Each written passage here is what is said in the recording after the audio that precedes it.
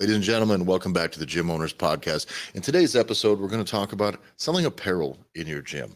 There's a lot of different factors that go into selling apparel, what it should be, how you're going to fulfill, how you're going to do designs, all that other stuff. And we want to present to you by the end of this episode so that you can kind of understand all of the different factors that apply to you regarding selling apparel and how you can make it work well for your business, how it is right now, and how it can be in the future. Before we get started, make sure you join the Gym Owners Podcast Facebook group. That is the Gym Owners Revolution on Facebook. That link is in our description. Don't miss it. It's a resource for gym owners we're putting together. We carry on conversations there. We have live episodes. We have some special things coming up inside the group that you're not going to want to miss. So make sure you get into the group. Link is in the description. Follow the podcast at the Gym Owners Podcast on Instagram. You can follow me at Tyler F. and Stone on Instagram, and John at JBanksFL on Instagram. All right, let's get into it. Apparel, right? So everybody's gym carries apparel. You start at just basic. It's good to have people wearing your brand around town. It's nice. Like most marketing, like physical marketing stuff that we see where we're giving, whether it's koozies or pens or shirts or whatever that stuff is, it starts in the beginning. It starts when you like start a brand and you have a gym or a business. You made a logo, sold, man. You can get sold just your logo on anything because it's cool. It makes you feel valid. Coffee mugs, all this unnecessary shit. But apparel is a thing that's very common in gyms. I think you should carry apparel. I think you should sell it. I think it's something that you should do, but I think people really need to be careful where they go with it because the apparel business is a fucking nightmare from beginning to end. It is a constant management problem with demand and quality control. It is dog shit, and there's not much money for it in the end unless you're charging a lot and buying a lot. And I can say this for sure because we used to do this. Friends of mine started a company called Massonomics years ago now. 7, 8 years ago now. John, actually, we're both wearing Massonomics shirts at the moment as well. If you want to see, so I can't take any credit for the designs. Tommy at Tommy D Creative, he was one of our partners there at Massonomics, and he's the design guy. He had a good eye for stuff. And some of the shirts, he did our logo. He did all our logo stuff. He did the logo for my gym. If you're looking for logos and designs, Tommy D Creative, you can follow. He's at Tomahawk_D on Instagram. Follow Massonomics if you want to see all of his designs and all of his branding stuff. Tommy rocks. But so it's good to partner with somebody like that for that project. But Tanner, Tommy, and I, with that business, it was started out as we're going to sell shirts, but we don't know. We're just strength training guys, and we had a cool logo. So how are we going to make anything out of this? Like it wasn't. So what we started, we had our logo on a shirt, and then we don't know how we're going to build this brand. We had no real plan. And this was back in the day where you could blog. So we do some written articles, and we started the podcast, and now Massonomics podcast, a few hundred episodes deep, and they're doing very well, but they've sold I think literally a fuck ton of apparel. If that's a metric that matters. A metric fuck ton. But the things about this that is very difficult with, and I've also sold apparel in my gym, is it's very tough to know how committed you need to be to it. Because here's the factors that go into carrying apparel. The first one is design. That's a big one, right?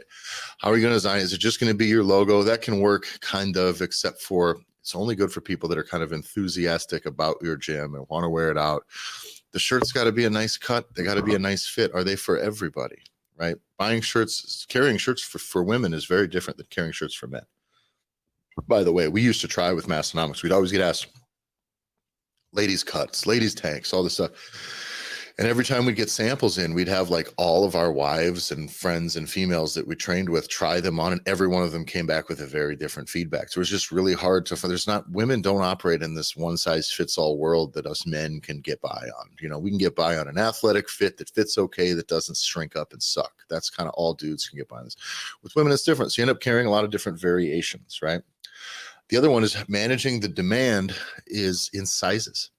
So if you're ordering everything yourself and you're keeping it on hand, you're just going to guess, right? You're just going to guess what sizes people are going to buy, and you're going to sit on a shitload of extras forever until somebody who's extra medium comes in and is interested in buying your stuff. And now you got one of them off the shelf.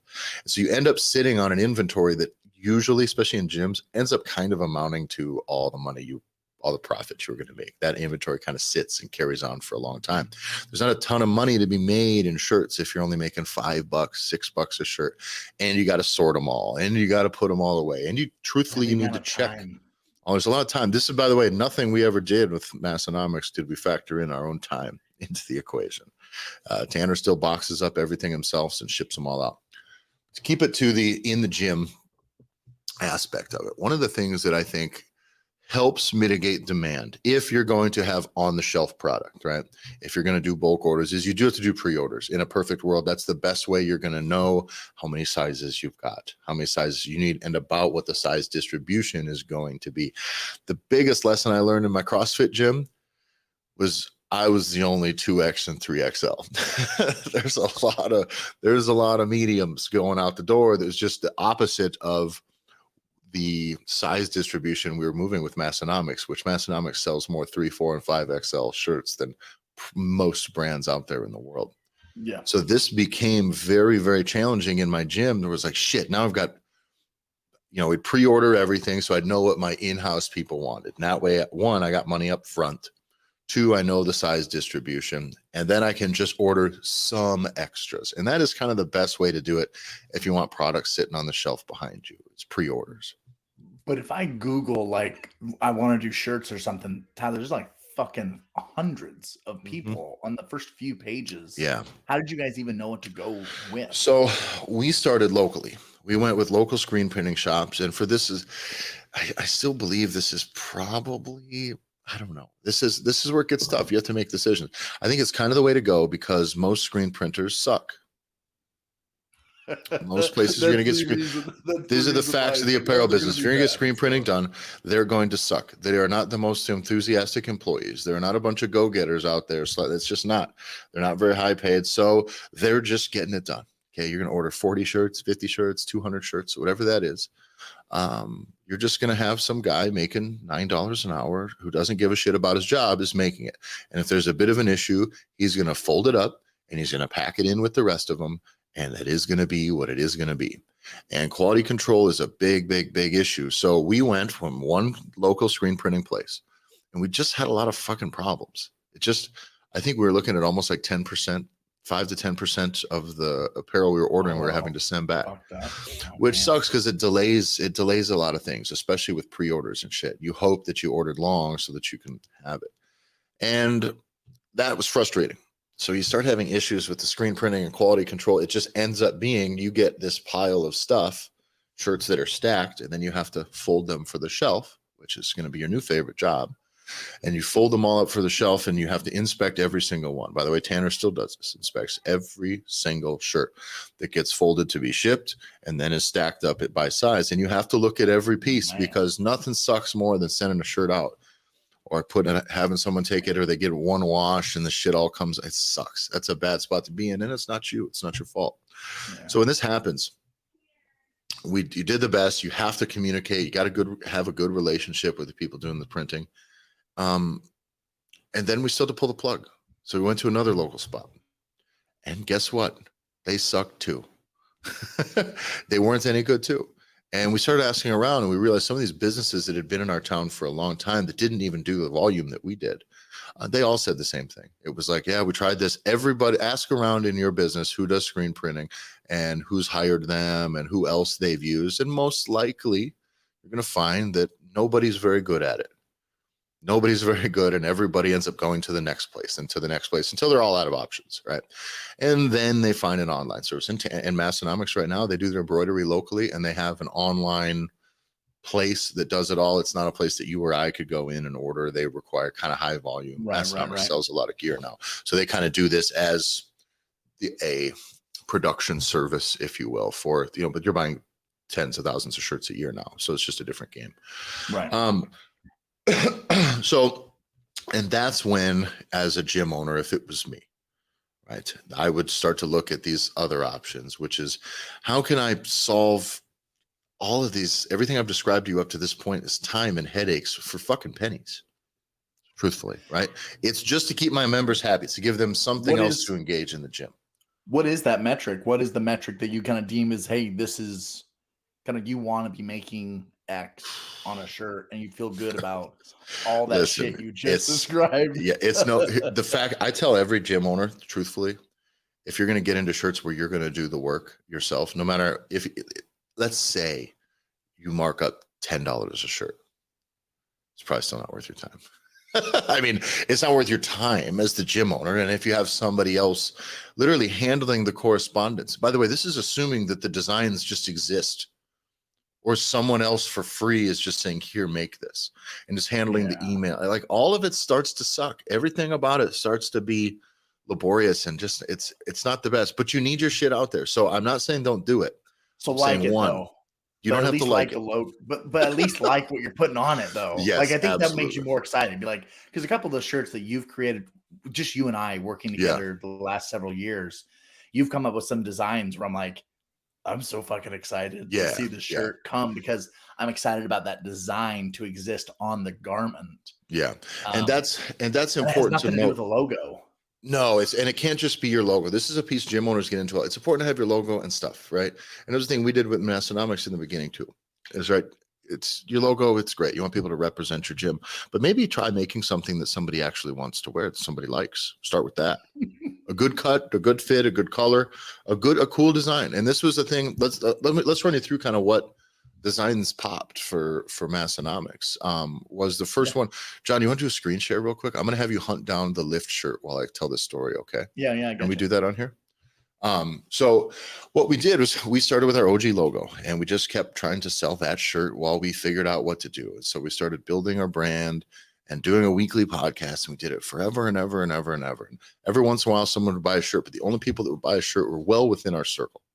People that knew us, people that liked us, people that thought whatever about us, and they were just going to support the project, and bless their heart. That's very much a lot like what people are doing when they buy stuff from your gym. They're kind of throwing you a bone a little bit if it's just got your logo on it.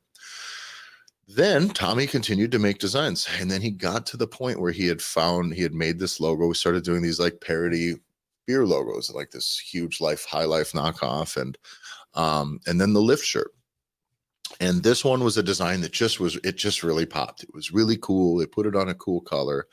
And that thing was a thing where every time we would post about that on social media, people wanted the shirt. They didn't know who we are. They didn't know who we were. They didn't listen to the podcast. Our brand was not relevant to them, but that shirt moved the needle, and we could tell. So we started using influencers, bridging strategies where we would make contact with people in the space, big ass power lifters, strong dudes, and we would just send them shirts. Yeah. So here's the shirt. If you're in the Facebook group, you can watch the video episode there. And you can see the lift shirt, but it's a dope shirt. It's a cool logo. It just is what it is. It's a cool brand. It's a cool design. The design was something that people actually wanted, and it had very little to do with Massonomics. And that thing has sold many, many, many, many thousands of shirts now at this point. And so that's the thing, is eventually you're going to have to get beyond the point of making shirts to make money. And you are going to have to make a shirt to design something that's neat.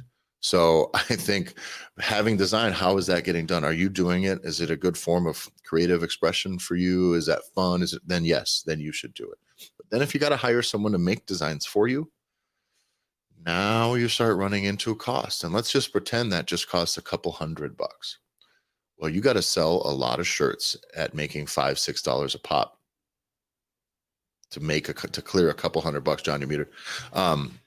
Yeah, just to break even then. Just like to break even. You know what I mean? Yeah. Yeah. That's a lot of shirts. Yeah. And so that became the piece that we started looking at. I was like, okay, we got to start making stuff that people actually want to wear. And it's not all about our logo. And John and I, I've designed shirts for specialty programs for gyms and program launches and product launches and seasonal stuff for a lot of gyms. And we've got some cool stuff we've used that, I don't know, it's awesome because it's awesome. Right. Yeah. But every single time I talk with one of the gym owners or someone else, they're like, okay, so I put my logo on the sleeve, or I'm going to put my logo on the back, or I'm going to slap my fucking logo here. I'm like, stop. Yeah. Because especially if you're like a CrossFit gym. No logo. You know what I mean? No, there's no way to know. There's no way on the shirt you're wearing right now, there's no way to know it's a Massonomics shirt. It's a Massonomics shirt. It's impossible. And this one has it, but it should be relatively subtle. And by the way, there's a time and a place to have your logo all over it, and I'm okay with it. But I'm saying people got to break that fucking thing that the same reason that somebody can come in and sell you a bunch of coffee mugs with your logo on it. That's about your ego. more than it is about anything else. And it's like, oh, I gotta have my brand on it. It's like, no, more people will buy the shirt and they'll like it. If somebody asks them about it, they can tell you it's at my gym. The amount of, you see it on people's social media posts all the time. It drives me crazy where they just have to arbitrarily slap their logo like it's a watermark on it. And I was like, do you think people are stealing the photo of you fucking people in your gym exercise and trying to pass it? What's the fucking point? And it just muddies things up and makes it look stupid. So worry about the quality of the look first. Fit. People like it. Is the design cool? That's kind of the first game that you should be playing. Now, I might as well give a couple of different ideas because you gave him Tommy, and Tommy is a great option, but you really need to be able to come correct and be able to spend. You're Money. talking to somebody that knows what the fuck they're doing. And when you really do that kind of thing, like Tyler said, you're going to need to spend money. So what do you do if you don't have money and you don't have an overly creative coach or somebody that's inside your business that you can just have them make shit? Because a couple of the gyms that we've worked with have had that. They've had a coach that just loves doing the kind of shit, and it was perfect. It was like scratch that itch for him. If you can't, there are things that are out there as far as getting designs, 99 designs, or you can go to Fiverr, or you can go all sorts of those types of places where you can find VA work and be able to submit to people that want to be able to make logos and do those types of things. And you won't spend hundreds of dollars, but you probably want to spend, between around that $100 mark, like you said, spend that for much. shirt designs. Yeah. That means you're still going to spend some time massaging and working with somebody to come up with stuff, but you can find good shit that's out there. But like you said, you kind of build that time and that money that you're going to build into finding those people. Yeah. And I also think try to make it be, well, I understand other gyms that do the thing you do are not competing with you directly. So it's not like that big of a deal. There's nothing that I hate more than every year in summer when fucking Murph season comes around and all these CrossFit gyms where it's the same fucking designs. They just grab a design that they saw was cool from someone else and I fucking I don't hate anything more than I hate that. It's like, Jesus Christ, are you even trying? That sucks. Be better than that fucking, especially for like a tribute workout. You're just going to it sucks. I hate it. Either make something cool, make it a real decent memorial, or just make it slick, make it awesome, but make it something people want to wear. And Jesus Christ, don't make it something that 45 other gyms within 1,000 miles of your spot have done.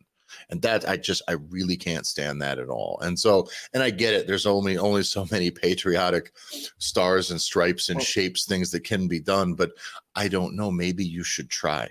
Because this is supposed to be a tribute thing, and you're just going into this being fucking a plagiarist. It sucks. But I think now you're going into kind of the next phase, which would be kind of my questions, or where I would want to give feedback towards, which is why do you have the excuse to make a shirt?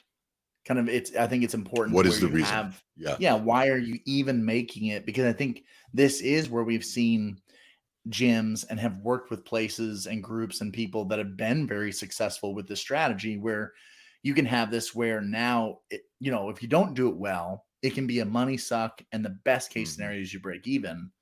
And then on the flip side of that, you can now do something to where now you are making money by design, by using some of this apparel. Let's use a functional fitness gym as an example. It's kind of the wheelhouse we're most familiar with, but this works for many other things, but there are seasons, right? There are seasons even in your sport. So functional fitness, you got Murph for sure. You sell a bunch of Murph shirts every year. Some people just use it as a fundraiser to, then you donate some, or you donate half of the proceeds or whatever. And that's fine. That's a good one to do. I like also some sort of just summer, what's the word? Summer style apparel, tanks, that type of stuff, make things, just the generic tee works. It's fine. Like a good quality tee, but tanks are nice for the summer, some racerback stuff for the females. Usually I recommend doing at least 2 to 3 different cuts for the females, just to make sure that you fit people's different body types and people's desires. The nice thing about if you are having screen printing done is as long as the size is nearly the same, right? It actually you don't have to order an extra 200 to get your price difference of every cut. Does that make sense? Right.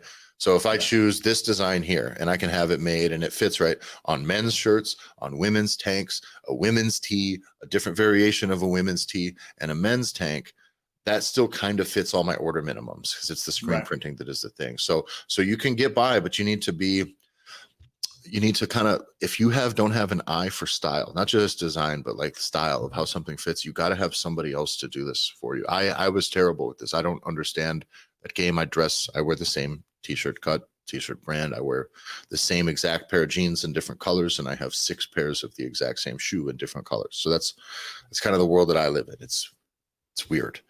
But I had to find somebody else to do it. And fortunately, we had a partnership with Tommy would do stuff for us as well with Tommy D Creative. And one of the companies we were with had a partnership with us because one of their employees was a member of our gym. So she would just help me pick the base shirt. That was the big one. It's just like, I don't know. Sure.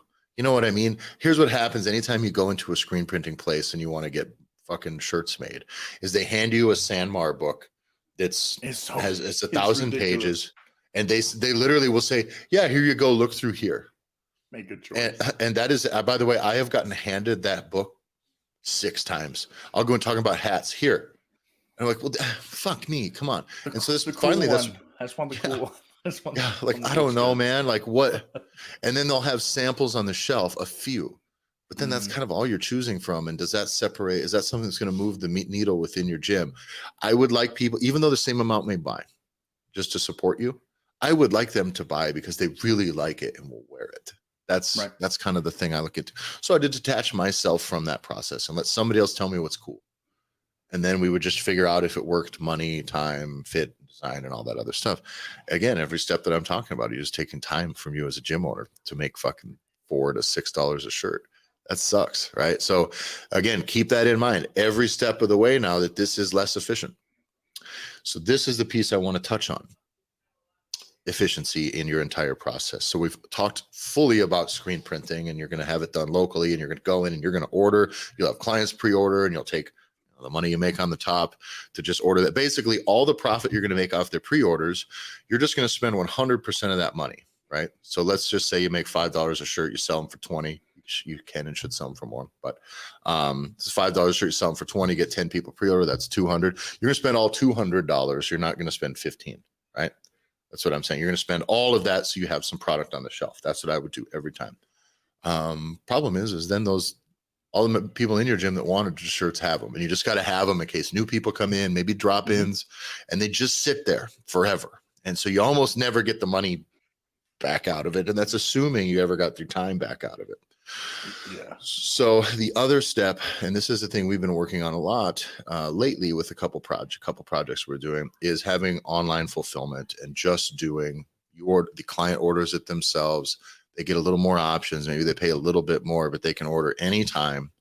There is no sense of urgency, but they can get it shipped directly to their house. It's print to order. It just takes a little bit longer. That's all. And there's some options for that. I've bought products from like storefrontier.com before. So that's the platform we've been using to tinker with. And they allow you to just go in and you take whatever designs you want, and as fast as you can upload them and select from their limited but decent quality. They got next level shirts. You know, they have they check all the boxes. They got tank shirts, hoodies, and high quality, medium quality, and low quality stuff.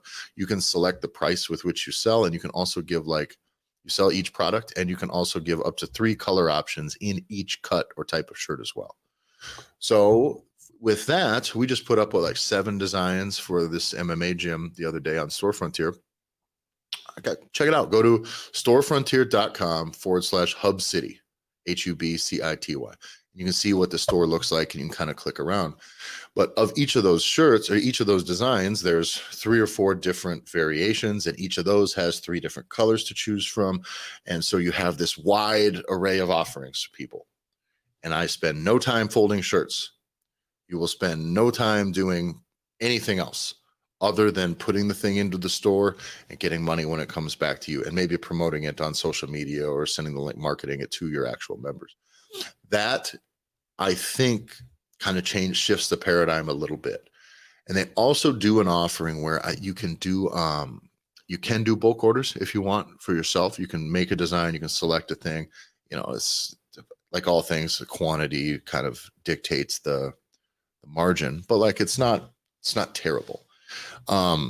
So you could do that if you want to have some product on the shelf. So the strategy I would recommend that people use is, yeah, just put some stuff there. It's by the way, it's no risk. So if you make a design that's a dud, that sucks, that nobody wants, and you spent, when I was ordering shirts for my gym, we would spend anywhere from $1,000 to $2,000 per order, give or take, and that's just money coming right. That just ends up kind of being a lot of money to part with, knowing that I may break even. It's just playing a long game. But if I launched a design that nobody wanted, suck, these shirts would sit on the shelf forever. So this way allows you to no risk, just roll out designs. If people like it, they can get it. If they don't like it, they cannot. You can still do your seasonal stuff too. Let's say you do a Murph shirt or some sort of Christmas or Halloween themed or whatever it is you want to do. You can do all that stuff via somewhere like Store Frontier, and then just tell everybody, hey, this product, we're not going to sell it after on this date. So you got to order by this to get it on this day, and then we're going to pull it from the store. You can still do urgency that way. So that is an interesting solution to solve the time crisis, the time and the demand issue. You give up a little bit of extra money, but you can just raise your price.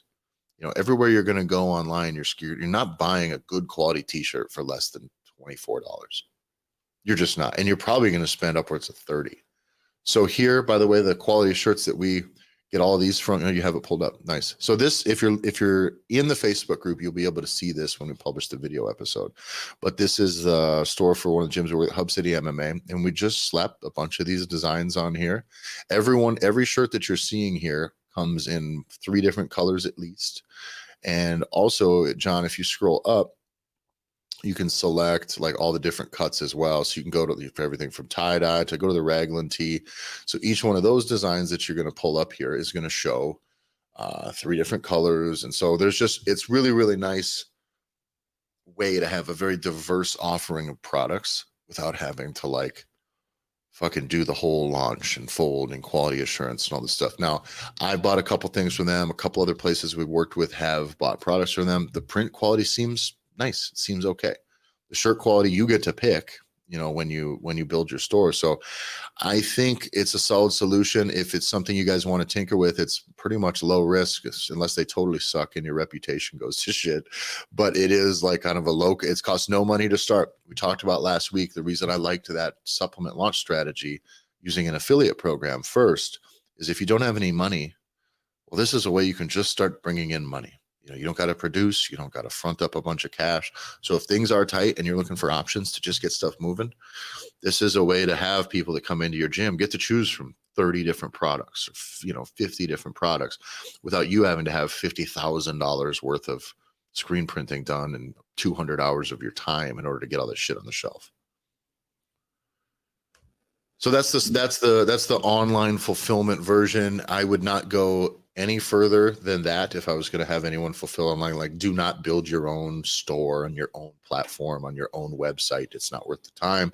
Don't manage your own Shopify stuff to be packing and shipping and, counting your own inventory. That's the hardest thing too. If you're going to have stuff on the shelf, is you kind of should keep track of it. You're a business. You kind of should know what you have on the shelf, what's selling. You got to process every sale. This just puts it all in one place, and it just makes it easy. Instead of managing all the stuff, you just get a check. It actually just get money transferred to you via PayPal at the end of each month. But they handle everything, and so that's the thing that I would recommend. I don't know, by the way, that is superior. If you got the money and you have a good relationship with a screen printing company and they do good work, and you've got a process in play where you can do all those things without having it be such a time suck, go for it, because it's great to have product on the shelf. I think no matter what you do, even if you do the Store Frontier thing, I think at some point when you get a little flush for cash, you should have some of your coolest stuff on the shelf, just a few, because anytime you have events or drop-ins or new people in there, you can sell a lot of apparel. Apparel is best sold on impulse, because let me go about this way. We've done a lot of seminars, John, you and I. We've been to a lot. We've put on a lot. We've hosted a lot. And every seminar that I've ever been to has been a missed opportunity for people to sell shirts. That's where it really is. If you had shirts, even if people paid to be there, they would all buy shirts. I was at the grappling seminar this weekend. These guys didn't have their own brand. They didn't even own gyms, but they were just some guys that were black belt guys that put on an educational product. So when we went there, to do the thing. If they would have just had shirts like from their gym, we'd have probably bought it. You know how it is. You drop into a new gym, you'll buy a shirt from there if they got one in your size, even if it's not that cool. This is the same thing as how like we had. tee. Yeah, it's like a band concert tees, but they go for $50 now these days. But a so ton of people are gonna fucking buy them because shit, I'm here. Yeah, it's like selling shirts at Expo. Like going to the Arnold, Massonomics was set up the booth and sold it at the Arnold.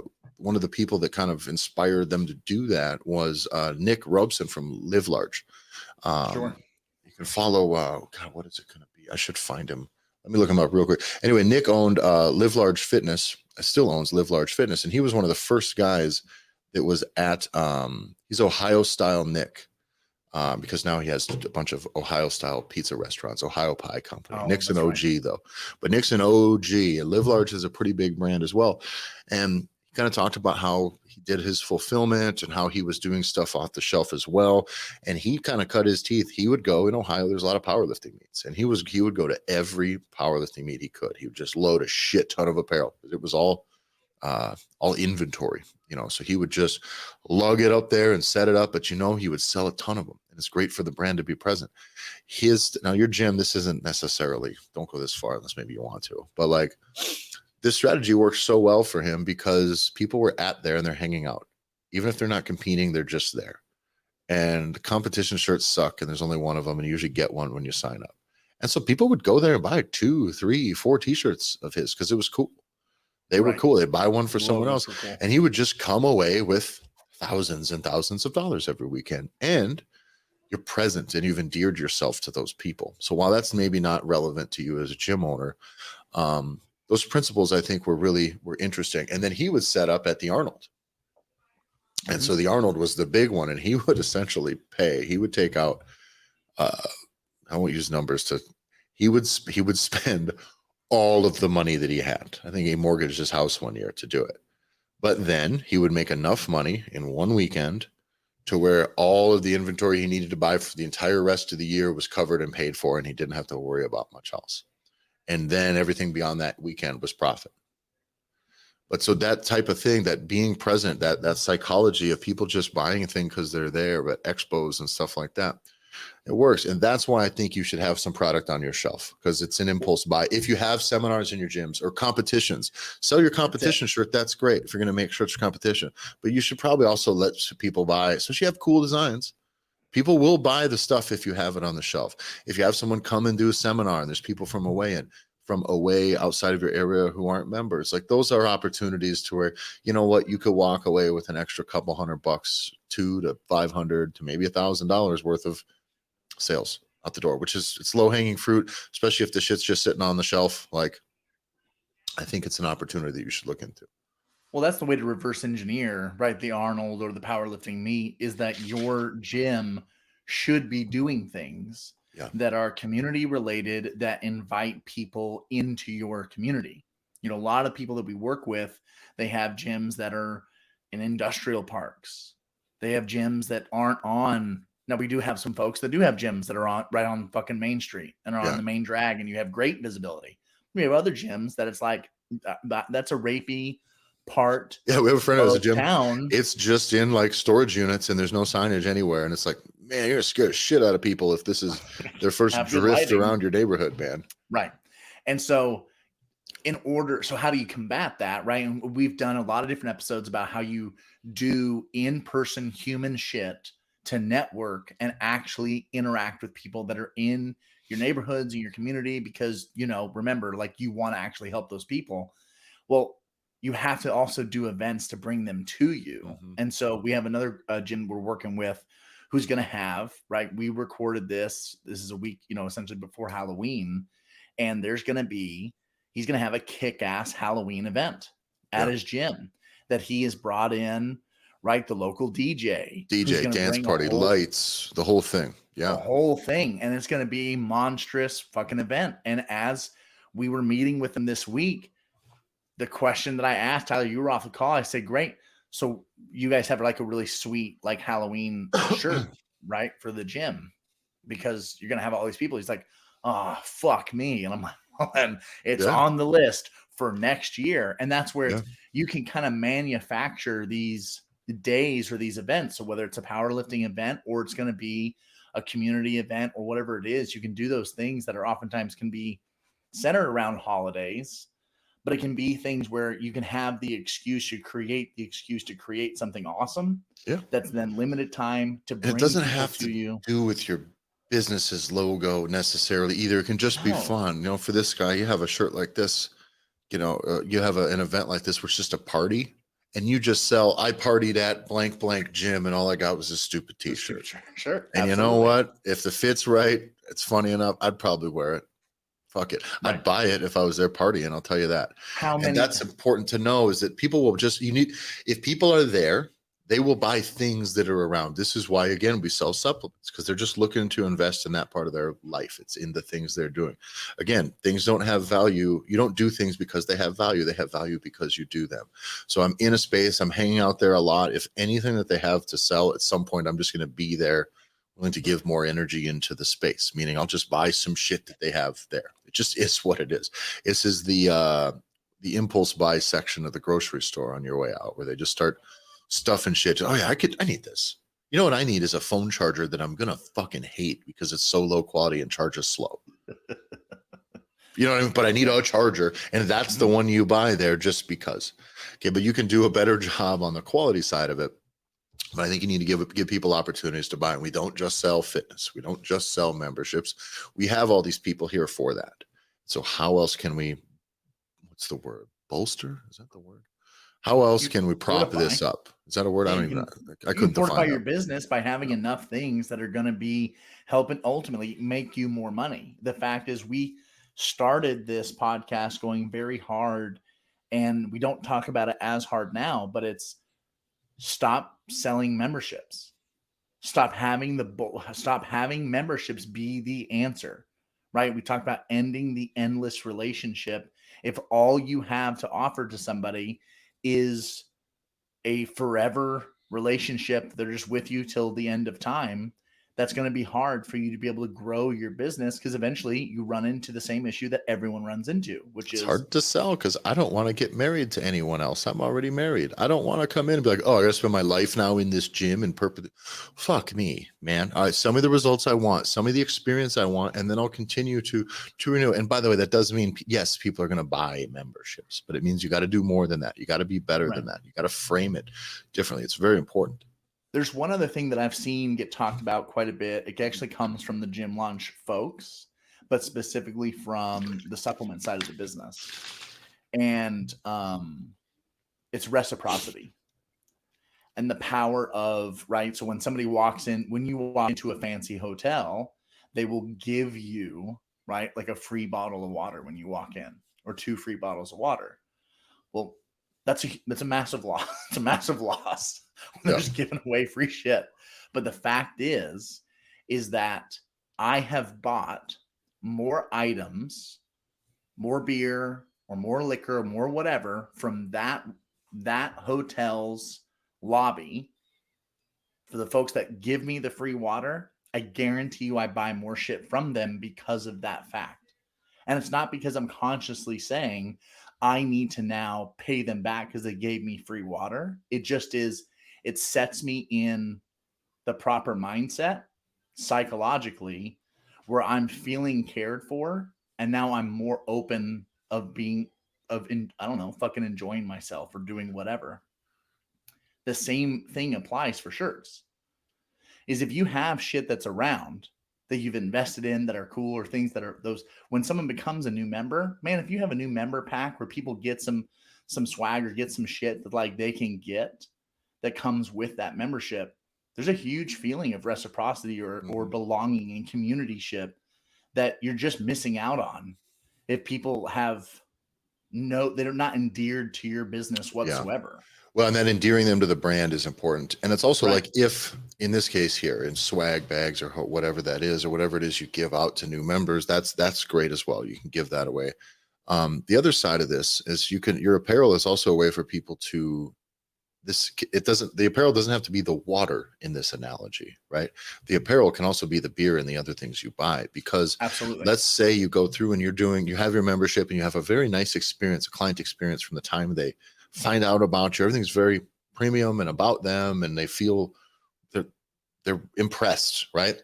They get done and they sign up and they join your gym and they come in and they start training, and you're a passionate coach and you're good at what you do and you're all the things that you have to have in order for us to even be interested in working with you. Frankly, I don't work with fucking passionless projects. I give no fucks about that at all.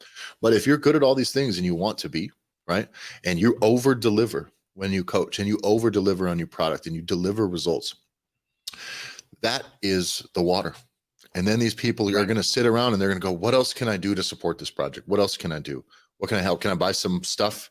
Can I buy shirts? Can I buy some supplements? What else? Let me just, whatever I can buy, let me buy from you. And those of you that are worried about trying to move more memberships, the problem is you have all these people in there. If you're good at what you do, they want to give you more. And they can't, because you don't fucking sell anything else. I mean, all you got to do is have something, because they want to give you something, because you're good at the thing. But you can't just charge them more. You can't just say, oh, you think we've done a good job? Perfect. Pay twice as much for your membership. That's not how it's going to work. So if you don't have some of these other things to offer, even people will show gratitude by joining your specialty programs or joining challenges. That's ways that they participate and engage. But if you're just selling memberships, you're fucking missing out on all of it. You've literally described the exact reason I bought the only red shirt I own from the gym that I train at, because they don't sell anything else. They told me, and they don't even talk to you about it hardly. They don't talk to me about anything ever, about any of the things ever at all. But I happened to see the t-shirt form by the water fountain with the QR code, and I'm like, oh, sweet. That looks, the design was cool, and I'm like, all right, I will buy that because I like this gym. I like what they're all about. Like, I've enjoyed my time here. It's and by the way, for me to get you back. Kind of like this gym. You know what I mean? You're not like, this is the best. You kind of like this gym. You're there. Right. You go there. You'll buy the stuff. They leave me the fuck alone. They leave me alone. They just let me lift. Like, it's you don't like live there. You're not like going out with it. This isn't it's not a fully engaged place. So those of you that have an engaged membership, this is true. Christ. It's a very, you know what I mean? Point. You're missing out on a lot. Tell me about what else they have there that you don't buy there, that you bought somewhere else. Sups. Oh, they have supplements there. Yeah. I think they're on the shelf, kind of. They're just sit. When I walk through the front door, they just sit to the left, and there's a big thing away and a smaller thing of something else, and it's the same two bottles that are always sitting there. They've never talked to me about them. They very well could just be one of the coach's own stash that's always sitting there that hasn't moved. But the fact is, because they've never sent you an email about it, they've never said a word. No forms that are on the wall, no QR code for me to learn more, no nothing about anything. So sure enough, when I was like, hey, I've used up all the supplements we had in the house, and wife's like, we need to get some whey, or we need to get whatever. I'm like, oh, okay. I didn't go to the gym to figure it out because they made it so inaccessible that there was nothing for me to do. So immediately I'm like, well, hey, one of the guys that we work with, we've just got them rolling with a company. I'm going to go buy supplements from him. From their affiliate link. So at least they get some money. Well, then how crazy is that your spot in Virginia, all they had to do was ever say anything to you about it once. Like, hey, did you know you can buy this from you? If you ever want some, just let us know. They've said so little about it that you order it via an affiliate link from a gym in South Dakota. Just because it's like they have it, you know them. That's. And by the way, I saw the pictures. I saw the ads. I saw you guys. I saw us put out like the ads and shit for like, hey, they got the new supplement launched. I'm like, hey, that's who awesome. sells supplements. Yeah, and so they type it. So those are the things that you need to understand. It's not about apparel, right? Everything I've laid out, of course, it's about apparel and efficiency and profit margins and time in and time out and finding the best way to fulfill. But all of those, everything that leads up to that is just a way to like set yourself up to maximize on that simple thing about human behavior and their buying habits. Right. And that buying habit is just like, I like you, you do good for me. Let me buy some stuff. I'll rep it. I'll wear it around. It's a very American thing, by the way, that every shirt we wear has a brand on it. Every shirt, it is Nike or it is my gym or it says a thing. And when I moved overseas, there's a lot less of that. I realized there's people like my friends that have like a nice blue shirt and then a nice red shirt. You know what I'm saying? Like, it was just like, but I'm like, I realized that being a human billboard is a very idiocracy American thing. that I really identified with when I lived overseas, because everything, I couldn't just have a nice fitting shirt. It said Rogue on it. It said, I lift weights. All my stuff, all my shirts say I lift weights. Sometimes I party. And then every once in a while, there's I dress up nice, is what the shirt says. But most of them just say, I lift weights. I buy this product. I do this. You're always saying something about yourself. I go to this gym. I have these interests. It's a weird thing, but it's a part of culture. It's part of human nature. So let people spend money with your gym. Just let them, and do this in a way that I think the biggest takeaway from here is make sure you know that this will be a time and money suck, and it won't be super rewarding as long as it is inefficient. And so find a way to make it efficient. If you've got interns who need to fold shirts and check through stuff and want to make the phone calls back, or like, hey, yeah, 5 of these got to go back. The fucking ink's scraping off. Oh, okay. You know, you can do that. If you've got interns, you got people you need to fill their day, go for it. If it's you as a gym owner doing it,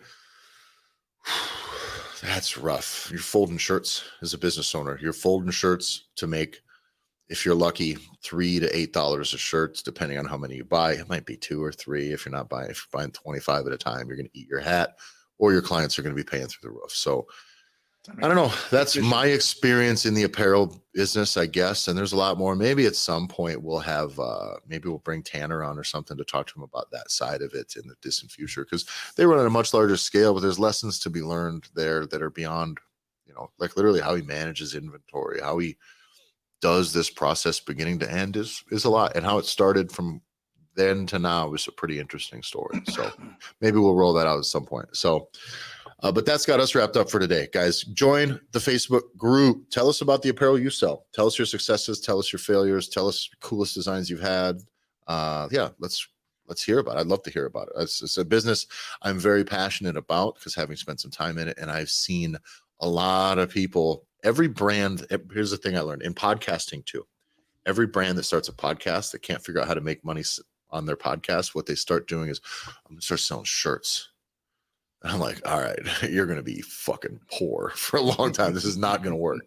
It's just not going to, like, it can, but it doesn't. No. So everybody's like short-term thing, like short-sighted solution is, well, just start selling apparel. It's like, nobody's interested in your brand.